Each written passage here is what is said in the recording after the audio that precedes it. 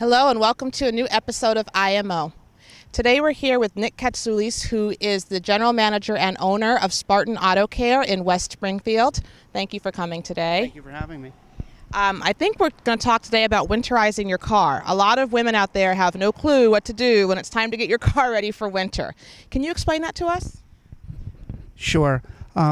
When we look underneath the hood of a vehicle, the most important fluid in your car is motor oil. Motor oil to an engine is like blood to your body. It's the most important fluid that goes in there, and regularly maintaining and changing your oil and keeping it clean is very important for any car to keep its engine running properly and in good working order.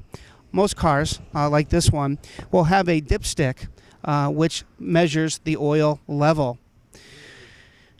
All cars' dipsticks will have markings on the oil dipstick telling you if there's enough oil in it or if it's too low.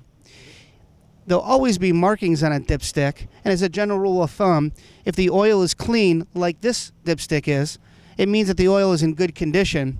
If you pull your dipstick out and you cannot read the markings that are on the dipstick because the oil is black and dirty, it means that you should have your oil changed. Okay.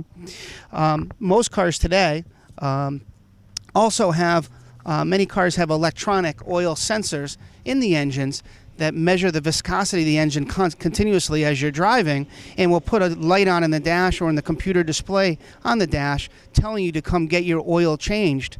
As a general rule of thumb, most cars are recommended to have the oil changed from 3,000 to 4,000 miles every 3 or 4 months.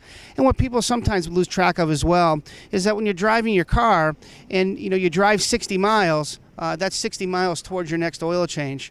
But if you're driving your car and you only go 15 minutes, but you get stuck in traffic for a half hour or 45 minutes, your engine has still run that 60 miles, but you don't realize it on your odometer. And so again, you'll find nobody in the auto repair business that will tell you that not changing your oil too much is a bad thing. And if cars today are designed to get 150,000 miles of life out of an engine with just regular maintenance, again, change the oil.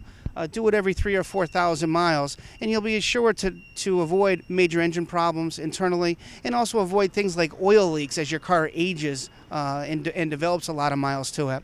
The second thing, and probably the number one thing people can do to help their car get good fuel economy, is change the air filter in the engine. All cars suck in air into the engine. The air is filtered before it's ignited inside the engine, and all cars like this one have an air filter box and an air filter.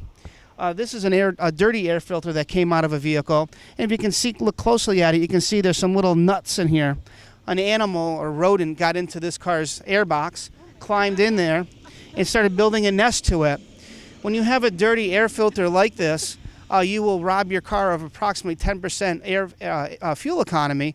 And so if you think you're paying $3.50 a gas, 35 cents of it is just being burned up inefficiently. And again, changing an air filter every 8,000 to 10,000 miles once a year or so is very important to help you get good fuel economy and keep your engine running right. An air filter that people are not aware of as well are devices called cabin air filters. Cabin air filters are located in the air conditioning heating system of vehicles. Mostly in a car like this one, it will be underneath the hood cowl, or it will be underneath the dashboard, usually behind the glove box. Most cars, all cars made after, say, 2007, 2008, have an air filtering mechanism called a cabin air filter that will filter the air that's being sucked in and injected into your car cabin through the air conditioning or heater. People are not aware of those. It's an uncommon thing. It's kind of a newfangled thing. But as the air has gotten dirtier in our country, the car companies make these filters. And every time I take one out, it's very surprising how dirty they are. And they're designed to be changed every couple years, 30,000 miles or so, depending on where you drive, how you drive. Some people who live in the country and drive on dirt roads, they'll change that thing every year, 10,000 miles. They get very contaminated with crap. Another thing to look at when you're looking at maintenance and getting ready for the winter, your car's battery. Cars' batteries are designed to last 5 years or so, depending on where you drive, how you drive. Extreme cold or extreme heat shortens the time of a battery's life. And when you look underneath your hood, quite simply, if you look at the top connections of a battery, you have a positive, a red terminal, you have a black, a negative terminal. If these things are loose, or if they're contaminated with any type of corrosion, normally it's a light white flaky powder, it looks almost like baking soda, it means your battery could be getting a poor connection and leave you stuck some cold night. And if anytime you see white contamination around these battery terminals, it means they need to be cleaned off. They can easily be brushed off with a wire brush or a screwdriver. It's important that the inside is cleaned off. When the inside is clean, that means you get a good contact to draw power through the car to enable it to start. And whenever time you see something like that white corrosion, it's very easy to get your battery tested. Most garages have the ability to test it very quickly and easily for you to tell you if you're looking at a problem. And the last thing underneath the hood that you should look at is the car's drive belt, sometimes called the serpentine belt, sometimes called the alternator or power steering belt. And all cars have a belt system to drive the accessories. When those accessories, the belts get dry and cracked up, they get small fissures in them. You can look at it from the outside and see the number one cause of vehicles failing on the side of the road are broken belts, easily avoided simply by looking at the condition of the belts. They're designed to be changed after 5 years or 80,000 miles in any car. Great. Dana, I think, Dana, you had one question for him, right? I do. Nick, can you tell us, other than what's under the hood, what should you put in your car in the wintertime in case of an emergency? You know, in case, you get stranded or you have to wait for emergency personnel to help you.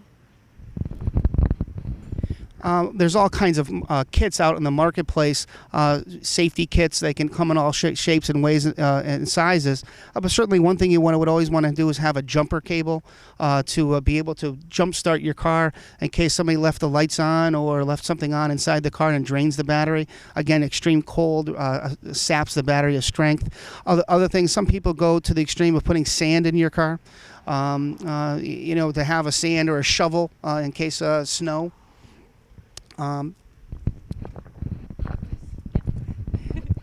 Nick, we really wanted to thank you for coming by. And again, Nick is the owner of Spartan Auto Care in West Springfield. What are your hours of operation? We are open from 8 to 6 Monday through Friday and 8 to 4 on Saturdays. We are a AAA approved auto repair facility. We are members of the ASA, the American Service Association, and also as the Better Business Bureau. We employ certified technicians and are available to handle really any type of car problem you might encounter. Great. So if you complain that you can't find a mechanic that you can trust, here's one right here, Nick Katsoulis. We'll see you soon.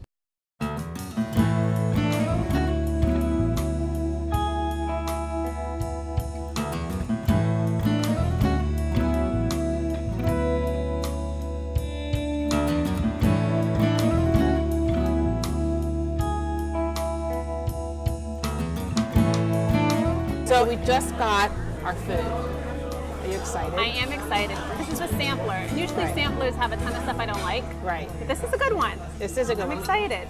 Fried pickles. Yep. Green beans and Mozzarella sticks. okay. And lots of sauces. So you can kind of try each thing in each sauce, which will be fun. It's like a little kid. I'm excited. So which sauce do we try first? I don't know. I want a green bean. Okay. And I'm not sure what this is at the end, but this looks pretty good.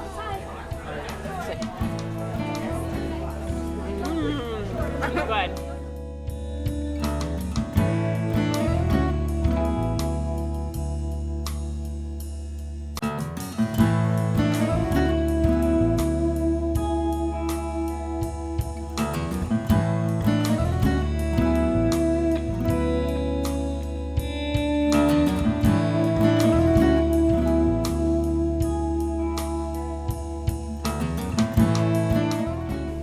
So we have our desserts.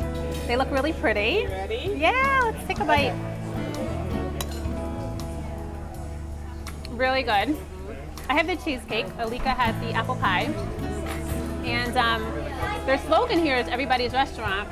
And as two vegetarians, we were both really satisfied with our meal. So it's definitely everybody's restaurant. Definitely. They also have hamburgers and steaks and other things too, right? Yeah. We're right off of Route 57 West in Feeding Hills. And we especially like to thank Dino, the owner of the restaurant. And when you come visit, say hi to Dino and tell him IMO sent you.